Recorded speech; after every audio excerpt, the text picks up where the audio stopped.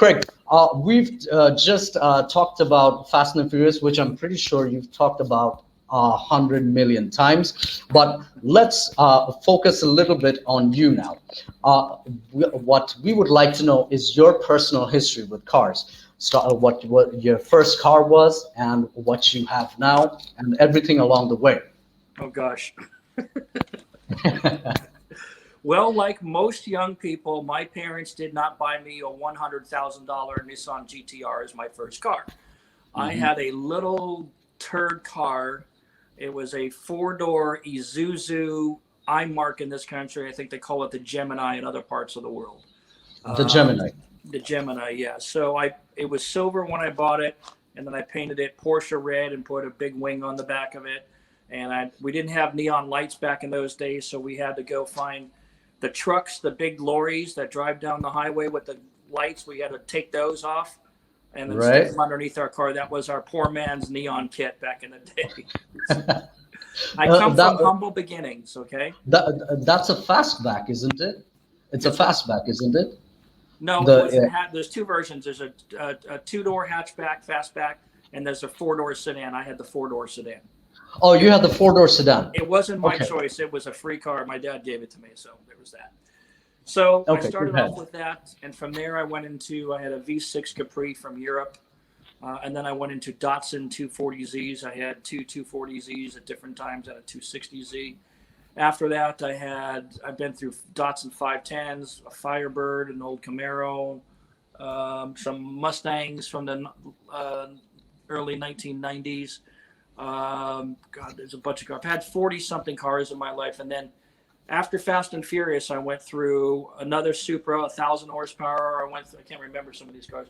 Porsche 996 Turbo, a wide body M3 called Uber M3. So if you Google that phrase, that car still exists. It's a Okay. wide body blue M3. A blue Lamborghini Diablo, a yellow Lamborghini Diablo, an SL600, CLK 55, Audi RS4. I'm sure I'm missing a bunch of cars. Lexuses I've had. So So I've been through a lot of cars, but I'm in my 50s now. So when you get to be this age and you have an addiction that isn't drugs, but it's cars, this is what happens. this is what happens. I think this is a much better vice than drugs. Yes, for sure. Abs- Absolutely.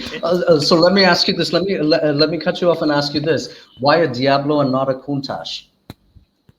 I don't know if you've ever driven a Countach, but there's a phrase in America that goes like this: "Never meet your heroes," and it means because you will be disappointed. Okay, It's a ridiculous car to drive, isn't it? Like on a daily. it's a horrible car, horrible. First off, I was just watching Top Gear the other day, and they had a race between the Lamborghini Countach LP5000 and the Ferrari Testarossas.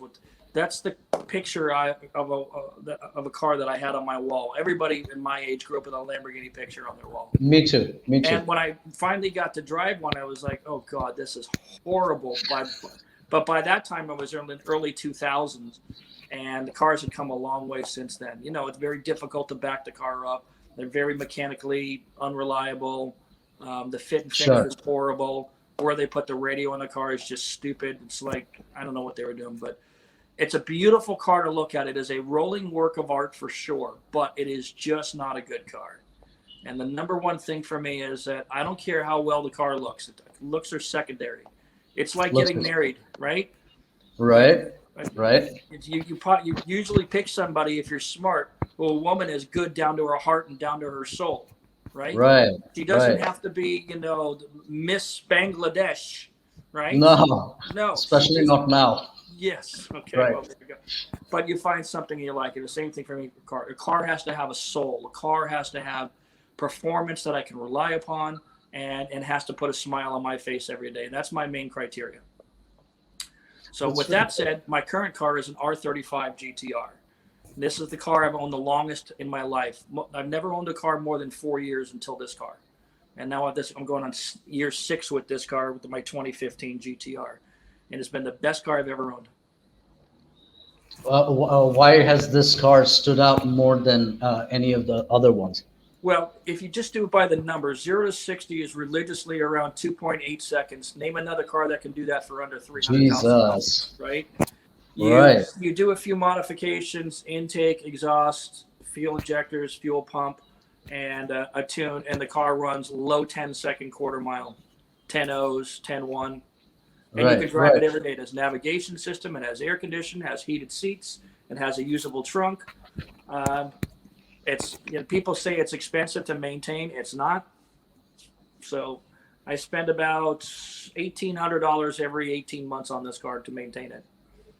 So that's You spend about $1,800 every month to no, maintain no, this? every 18 months, every Every year and a 18 half. months. Yeah, so about Wow. $100 a month in maintenance if you kind of Right, right. Sure, sure, amortize sure, it.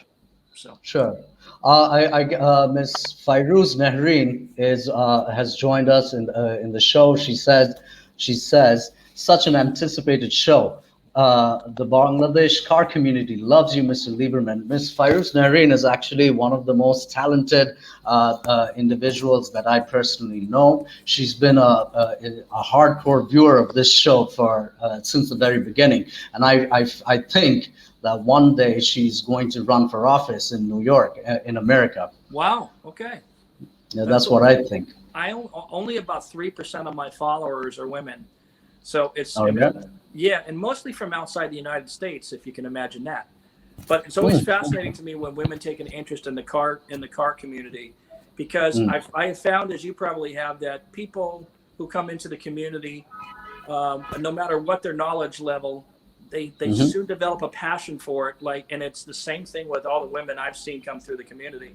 They develop a Right. passion for it, and they've been around for a long time. Quite a few of my gal pals are car Hmm. people. My wife is a car person, so she's a Yeah. Porsche. She's a Porsche fanatic, although she's without a Porsche right now, but she comes from the Porsche world. So it is fun. If you I'm a Porsche guy. are you, I'm a Porsche guy. Yeah, there you go. absolutely. Nothing wrong with Porsches. Can't say enough good things. Nothing. Nothing wrong with. But having said that, the new Porsches, I personally feel the art is dying. I personally feel that with this movement of being trying to be commercial, it's losing soul. Because when I see a Boxer now, when I see the new 518, in fact, I think I just did a cover of the 518 a couple of months ago, and I looked at it. The Boxer is one of my most favorite convertibles ever. It's such a fun car to drive. But when you sit in a Boxster, Porsche makes sure you don't forget that you're driving a Porsche, because there's a Porsche badge here, there's a Porsche badge there, there's a Porsche badge here, there's a Porsche badge there. That's not required. You don't need to do that. Because I remember the Carreras from back in the day. What you had was just the emblem on the steering wheel and the Carrera on the back. And in fact, if you go further back, they didn't even have the Carrera on the back seat, on the headrest of the seat. It was pure. Now it's just, do you understand what I'm saying? That's just my opinion, though. I do. That's just my. They're becoming too commercial in your eyes. I think with the Boxster is, to a lot of people, it's not a real Porsche, right? It's No, just not. it's not. You got It's to not. buy the GT4s and all that kind of stuff that came with that kind of stuff, in order to get people excited about it. But there's a lot of people just call them, overpriced Volkswagens too, because generally Right. speaking, they haven't changed. But I always laugh at that, because if you take a look at an old 911 from the 1970s or the old 912s, and you look at them, the back view of them side by side, the old Porsche is this big in the butt, and the new Porsche is like this. It's This. not the same car. I mean, It's yes, not. it has generally sort of the same shape. They are not the same cars. I mean, even my 996 Turbo, I drove my buddy's GT3 RS about a month ago, and it's Hmm. markedly different from the 996 twin turbo. So it's Right. definitely an evolution. They are very difficult cars to drive fast on the track too. True. True.